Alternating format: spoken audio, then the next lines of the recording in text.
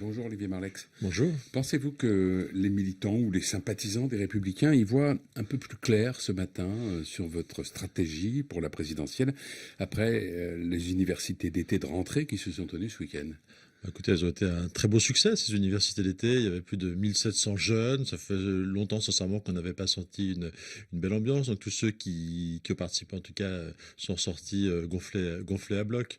Non, mais que ça a été sympathique, chaleureux, que les buffets aient été agréables, c'est une chose. Mais est-ce que vous pensez que vos sympathisants, vos militants, y voient plus clair sur la manière dont les choses vont se passer chez vous pour la présidentielle? C'est déjà important, l'ambiance. Vous savez, dans un mouvement, c'est quand même révélateur de beaucoup de choses. Et d'ailleurs, la présence aussi, un très grand nombre de journalistes montre que je pense que beaucoup font aujourd'hui l'analyse que c'est quand même à droite qu'est en train de naître une alternative à Emmanuel Macron. La stratégie, je ne sais pas si c'est la question de la primaire que vous voulez... Oui, entre autres, parce qu'effectivement, puisque vous parlez des journalistes, ils sont assez unanimes pour dire que ça reste la grande inconnue et que finalement rien n'a été tranché une fois de plus. Écoutez, pour l'instant, ce n'est pas la grande inconnue, puisqu'on a attendu pendant 2 ans un candidat naturel. Ce candidat naturel n'est pas venu. Le bureau politique des Républicains a décidé au mois de juillet dernier que, faute de candidat naturel, on s'en remettrait à une forme de primaire, en essayant de retenir un peu la leçon de ce qui n'avait pas très agréable dans la primaire la dernière fois, c'est-à-dire l'espèce de lutte entre clans, etc., le déballage de l'inchal en famille. Donc il faut retenir un peu les leçons de ce qui n'a pas marché, mais c'est la seule façon de départager. Je n'imagine pas très sincèrement aujourd'hui qu'on puisse revenir en arrière sur cette décision qui a été prise d'aller vers une primaire au mois de novembre. Donc ça vous paraît le scénario à peu près inéluctable, mais il y a la question de savoir aussi si c'est une primaire ouverte ou une primaire fermée. Non. Alors quand on dit primaire, c'est effectivement, c'est pas un seul choix réservé aux militants. C'est un système de départage qui est un peu élargi pour donner le sentiment à tous les candidats que ce n'est pas un piège pour eux. Si Valérie Pécresse a décidé de venir dans ce processus de sélection, c'est parce qu'elle est consciente que c'est ouvert, au-delà des seuls adhérents à jour de cotisation. C'est la position sur laquelle, d'ailleurs, Laurent Wauquiez aussi s'était décidé. Enfin, c'est celle qui permet de rassembler le plus largement. Ce système de départage, ça doit être un piège pour personne et ça doit permettre aux 3 favoris aujourd'hui, ceux qui se démarquent dans les sondages, de venir. Mais on sait que le président des Républicains, Christian Jacob, n'en a pas envie de cette primaire. Je ne sais pas s'il y en a envie ou pas envie. Moi, je ne l'ai pas entendu s'exprimer publiquement sur le sujet depuis le bureau politique où on a arrêté cette stratégie. Donc, voilà. Puisque vous avez parlé de Valérie Pécresse, elle était à sa place chez les Républicains, dans la mesure où elle n'est plus membre du parti?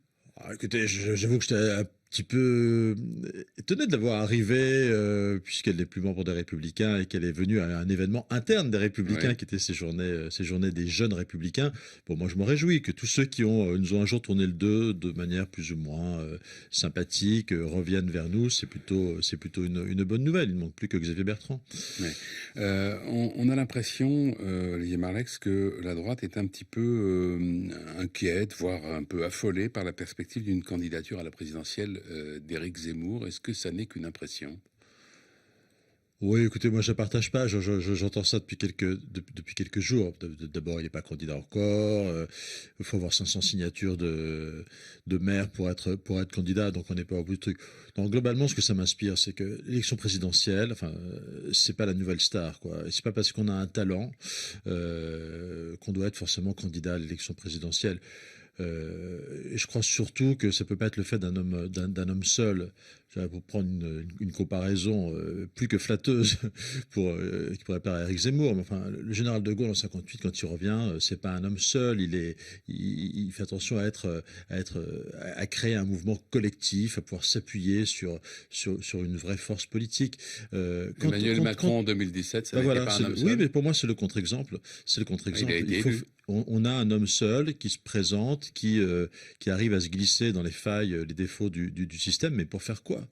Pour faire quoi? Il est un homme seul, il a une majorité de bric et de broc qui s'est constituée derrière. Il a gouverné le pays tout seul en réalité, absolument seul. Et on ne change pas, on ne gouverne pas un pays comme la France seul contre tous, quoi. C'est pas possible. Et donc, je pense qu'il faut avoir ça en tête. Pour moi, l'élection présidentielle, je pense que ce que j'attends, ce que je ressens beaucoup, c'est nos compatriotes attendent quand même qu'on retrouve un peu de dignité dans l'action publique, et donc ces grands moments où on croit que tout est possible ne me paraissent pas déboucher sur grand chose, quoi. Quand vous entendez Éric Ciotti, qui lui-même voudrait devenir président de la République, dire que en cas de second tour, peu probable peut-être, mais en cas de second tour, Macron-Zemmour, il voterait Zemmour. Vous voyez bien quand même que c'est un sujet qui divise chez les Républicains. Non, ça montre que tout ça c'est de la science-fiction, enfin voilà, et que tout ça n'est pas sérieux. Et on n'est pas obligé dans ce cas-là de se prononcer sur des scénarios fiction. Et qu'on débat, bien sûr, on n'est pas obligé de se prononcer sur des scénarios de fiction, vous avez parfaitement raison, et d'ailleurs moi je ne le ferai pas. Oui, mais en revanche, vous pouvez vous prononcer sur ce que dit Éric Ciotti. Oui, mais tout ça, c'est pas de la fiction, il l'a dit. Tout ça montre que ces calculs échafaudés sont absolument ridicules. On a besoin de sérieux, ce pays il a besoin de retrouver du sérieux, il vit depuis 4 ans dans une espèce d'excitation permanente, d'hypercommunication d'un président seul, qui donne le sentiment de s'enivrer de sa propre parole. Tout ça est très loin de ce dont a besoin ce pays, qui a besoin de sérieux, une fois encore de retrouver collectivement un sentiment de dignité de l'action publique. On ne fera pas aimer la politique, on ne réconciliera pas les Français avec l'action publique si on ne retrouve pas un peu de dignité collective. Le programme des Républicains qui a été présenté ce week-end va s'articuler autour de 3 grandes thématiques: protéger, libérer, rassembler. Est-ce que vous ne croyez pas que ces formules, un peu à la manière de slogans publicitaires, sont un peu éculées? Je ne sais pas, derrière, vous avez des propositions extrêmement concrètes. Non, c'est une façon, en réalité, aussi de nous distinguer vraiment d'Emmanuel Macron. En clair, nous, ce qu'on propose, c'est de la liberté à l'intérieur et de la protection vis-à-vis de l'extérieur, de la liberté pour les Français, pour nos entreprises, moins d'impôts, moins de charges. Et en revanche, on a besoin de protection dans le domaine économique, dans la mondialisation. On ne peut pas être un pays ouvert à tous les vents d'un commerce devenu souvent inéquitable, ou à tous les vents de tous les mouvements migratoires. Donc liberté à l'intérieur, protection vis-à-vis de l'extérieur, en réalité, ce sont des mots très importants qui nous différencient profondément de la politique d'Emmanuel Macron depuis 4 ans. Sur la liberté économique notamment, il serait question de permettre aux entreprises de fixer le temps de travail. Ça veut dire qu'il n'y aurait plus de durée légale du travail? En tout cas, leur permettre d'y déroger, de s'organiser par des votes à l'intérieur de l'entreprise. Ça, vous le mettez au chapitre libéré. La retraite à 65 ans, vous le mettez dans quel chapitre?